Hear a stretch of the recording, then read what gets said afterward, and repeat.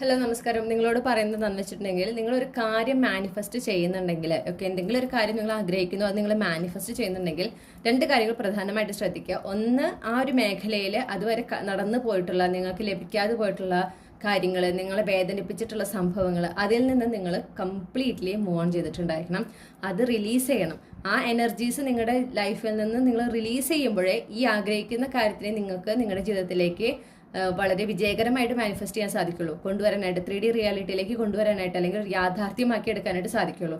രണ്ടാമത്തെ കാര്യം എന്ന് പറയുന്നത്, നിങ്ങളൊരു കാര്യം ആഗ്രഹിക്കുമ്പോൾ നിങ്ങളെപ്പോഴും യൂണിവേഴ്സിനോട് പറയുമ്പോൾ, ഞാൻ ആഗ്രഹിക്കുന്ന ഇന്ന കാര്യമാണ്, അത് സ്പെസിഫിക് ആയിട്ട് പറയാം, ഇന്ന കാര്യമാണ് ആഗ്രഹിക്കുന്നത്, ഒന്നെങ്കിൽ ഇത് അല്ലെങ്കിൽ ഇതിനേക്കാൾ നല്ലത് എനിക്ക് നൽകി അനുഗ്രഹിക്കണം എന്നെടുത്ത് പറയണം. കാരണം നമ്മൾ അവിടെ ഓപ്പൺ ആയിരിക്കുക.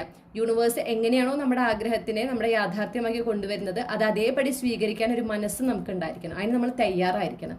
ഈ രണ്ട് കാര്യങ്ങൾ നിങ്ങൾ ശ്രദ്ധിക്കണം. ഇത് രണ്ടും ചെയ്താൽ മാത്രമാണ് നിങ്ങൾ ആഗ്രഹിക്കുന്ന കാര്യത്തിനെ നിങ്ങൾ ആഗ്രഹിക്കുന്ന രീതിയിൽ, അല്ലെങ്കിൽ അതിനേക്കാൾ നല്ല രീതിയിൽ നിങ്ങളുടെ ജീവിതത്തിലേക്ക് നിങ്ങൾക്ക് മാനിഫെസ്റ്റ് ചെയ്യാൻ സാധിക്കുള്ളൂ.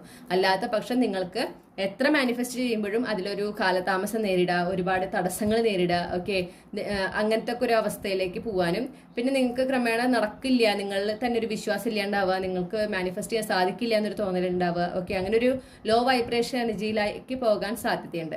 അപ്പോൾ ഈ രണ്ട് കാര്യങ്ങൾ പ്രധാനപ്പെട്ട കാര്യങ്ങളാണ്. ഇത് രണ്ടും ശ്രദ്ധിക്കുക. ഇത് രണ്ടും ഫോളോ ചെയ്തുകൊണ്ട് നിങ്ങൾ എന്ത് വേണമെങ്കിലും മാനിഫെസ്റ്റ് ചെയ്യൂ. നിങ്ങൾ ആഗ്രഹിക്കുന്ന പോലെ അല്ലെങ്കിൽ അതിനേക്കാൾ നല്ല രീതിയിൽ അത് സംഭവിച്ചിരിക്കും.